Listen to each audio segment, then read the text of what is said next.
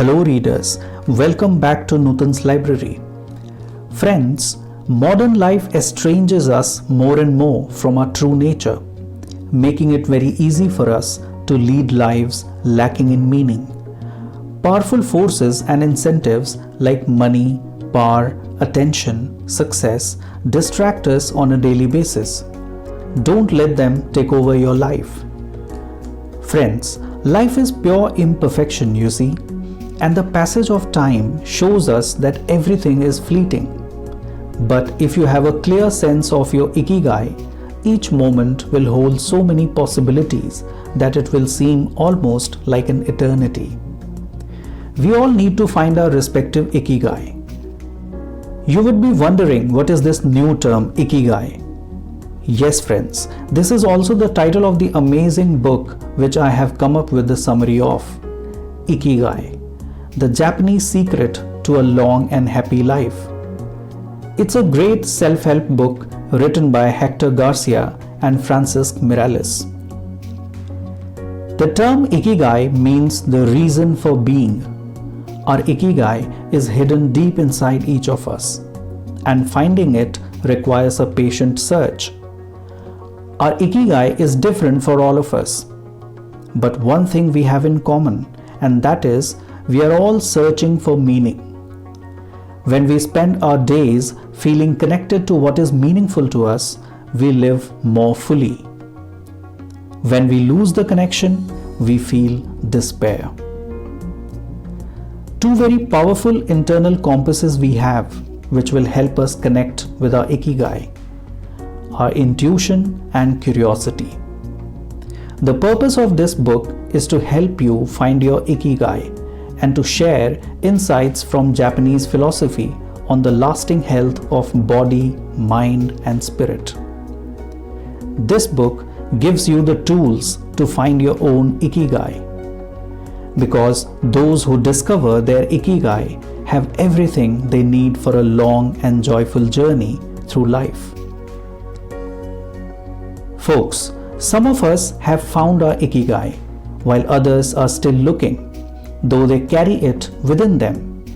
As I told earlier, our Ikigai is hidden deep inside each of us, and finding it requires a patient search. According to those born on Okinawa, the island with the most centenarians in the world, our Ikigai is the reason we get up in the morning. You see, having a clearly defined Ikigai brings satisfaction, happiness, and meaning to our lives.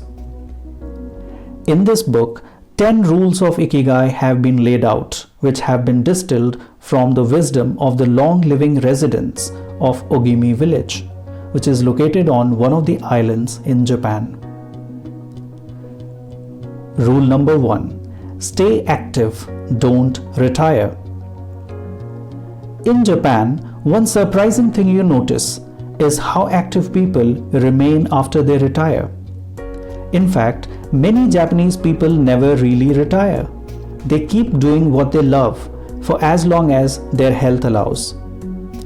There is in fact no word in Japanese that means retire in the sense of leaving the workforce for good, as it is in English. In fact, a purpose in life is so important in Japanese culture that our idea of retirement simply doesn't exist there. In Okinawa, not only do they live much longer than the rest of the world's population, they also suffer from fewer chronic illnesses such as cancer and heart disease. Many of these centenarians enjoy enviable levels of vitality and health that would be unthinkable for people of advanced age elsewhere. Both men and women maintain higher levels of sexual hormones until much later in life. The rate of dementia is well below the global average. So how is all this possible? It's possible because focus on Ikigai gives a sense of purpose to each and every day and plays an important role in their health and longevity. You see, those who give up the things they love doing lose their purpose in life. That's why it's so important to keep doing things of value, making progress, bringing beauty or utility to others, helping out, and shaping the world around you, even after your official professional activity has ended. Also, friends, we'll have to see that while the Japanese are pursuing their Ikigai, they are anti-fragile. We should understand that resilience is okay. Being resilient is great, but we should strive to become anti-fragile. You see, we use the word fragile to describe people, things, and organizations that are weakened when harmed, and the words robust and resilient for things that are able to withstand harm without weakening. But we don't have a word for things that get stronger when harmed. There comes the word anti-fragile. Anti-fragility is beyond resilience or robustness. The resilient resists shocks and stays the same. The anti-fragile gets better. So what all we can do to become anti-fragile?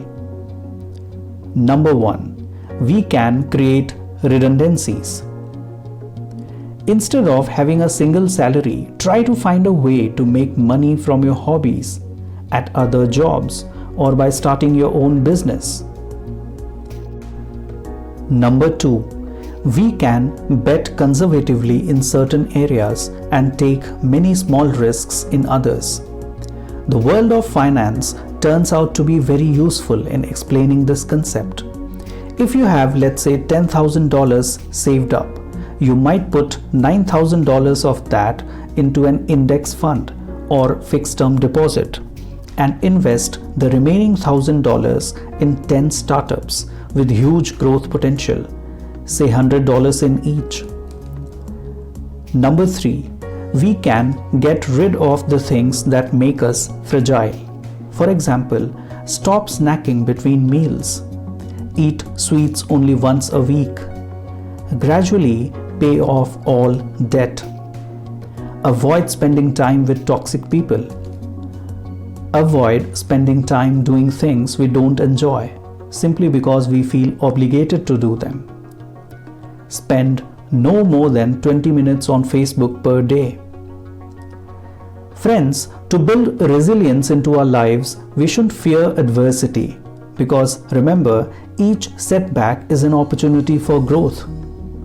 If we adopt an anti-fragile attitude, we'll find a way to get stronger with every blow, refining our lifestyle and staying focused on our Ikigai.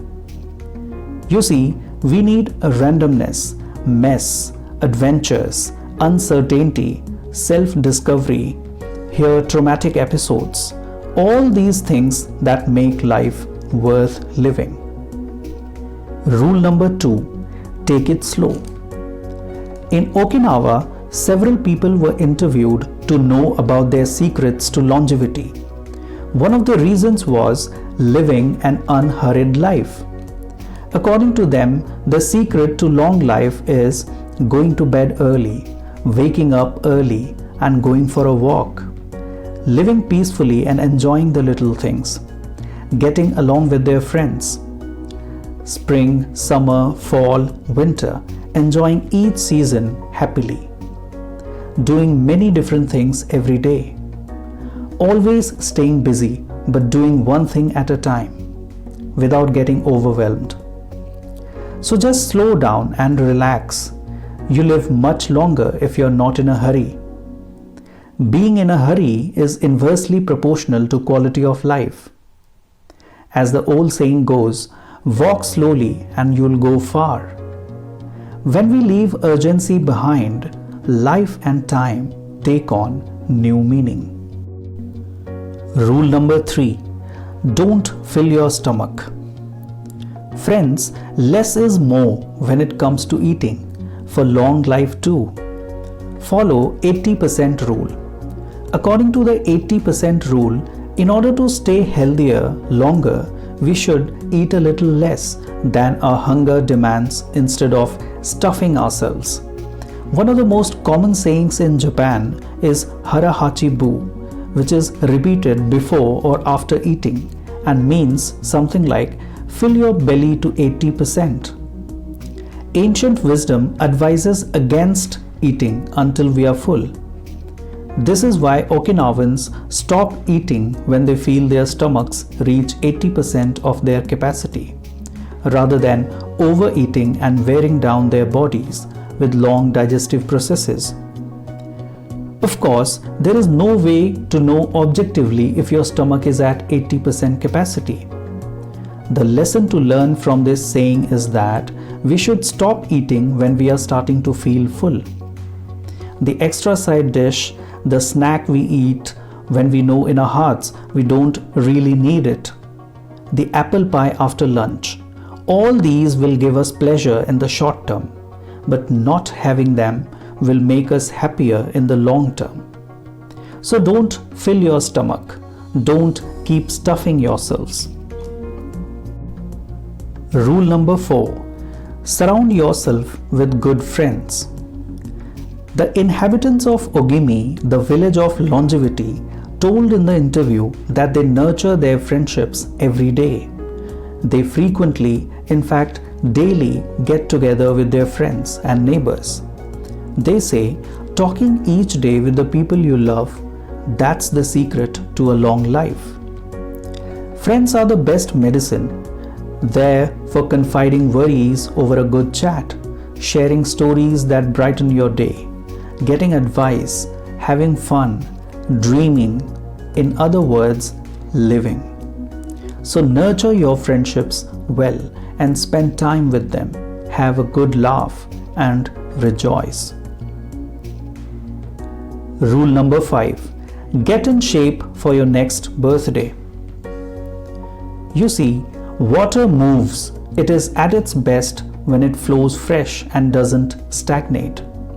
The body you move through life needs a bit of daily maintenance to keep it running for a long time. Plus, exercise releases hormones that make us feel happy.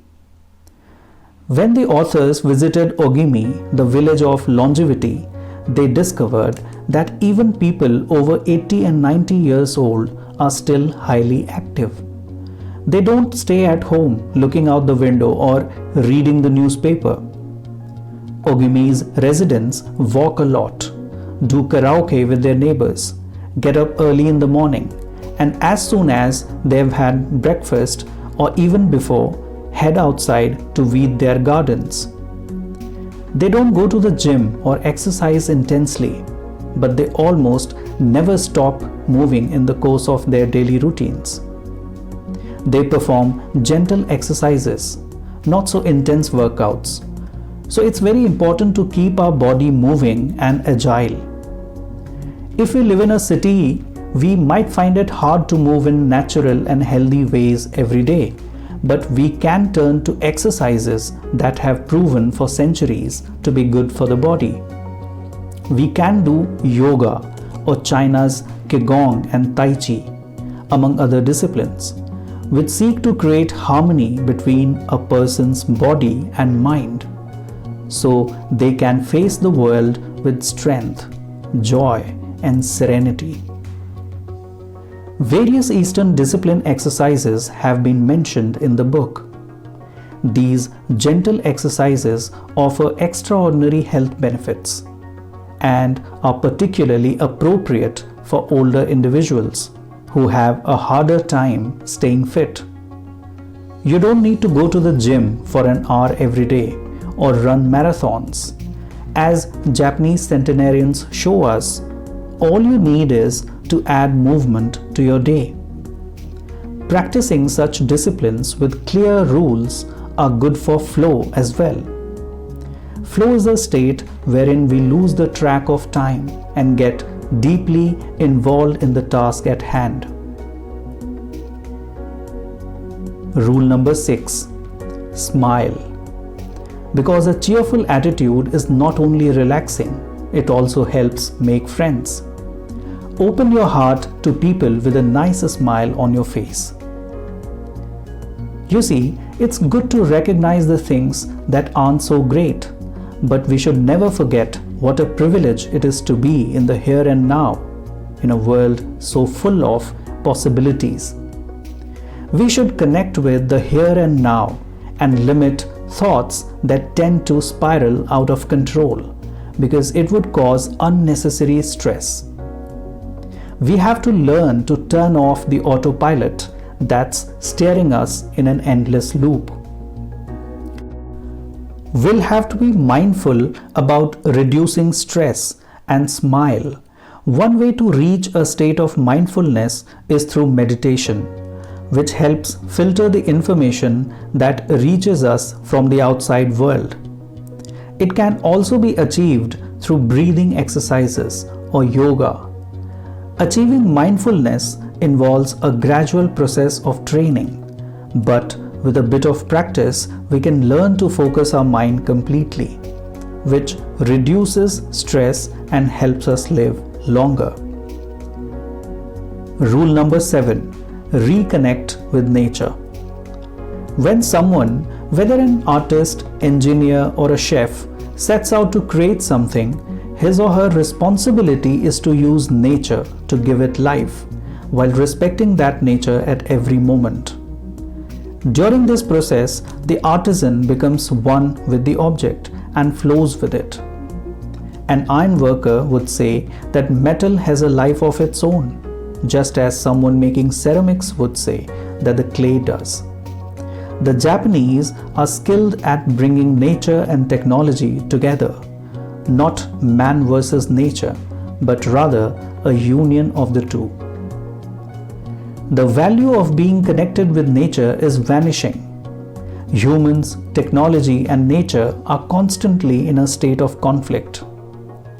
Though most people live in cities these days, human beings are made to be part of the natural world. We should return to it often to recharge our batteries.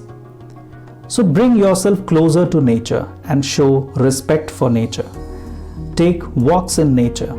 Do some simple activities like gardening, drawing, or painting.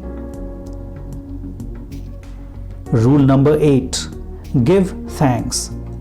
Yes, give thanks to your ancestors, to God, to nature, which provides you with the air you breathe and the food you eat, to your friends and family, to everything that brightens your days and makes you feel lucky to be alive. People can be insatiable regarding their desires and ambitions. So shun having negative feelings such as anxiety, fear, shame, vanity, and anger, and welcome the presence of positive feelings such as happiness, love, serenity, and gratitude.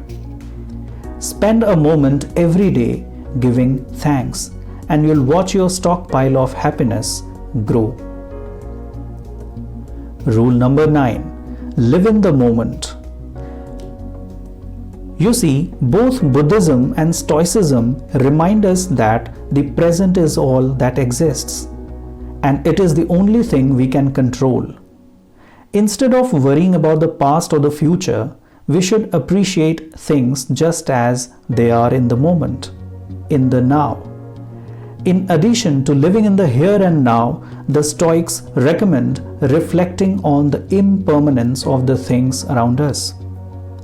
The Roman Emperor Marcus Aurelius said that the things we love are like the leaves of a tree. They can fall at any moment with a gust of wind. He also said that changes in the world around us are not accidental, but rather form part of the essence of the universe. We should never forget that everything we have and all the people we love will disappear at some point. This is something we should keep in mind, but without giving in to pessimism. Being aware of the impermanence of the things does not have to make us sad. It should help us love the present moment and those who surround us. The temporary, ephemeral, and impermanent nature of the world is central to every Buddhist discipline. Keeping this always in mind helps us avoid excessive pain in times of loss.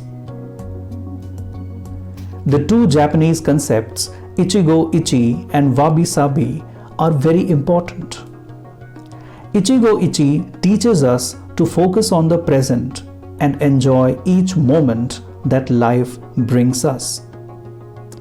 This is why it is so important to find and pursue our Ikigai. Wabi Sabi teaches us to appreciate the beauty of imperfection as an opportunity for growth. To sum up, stop regretting the past and fearing the future. Today is all you have. So make the most of it.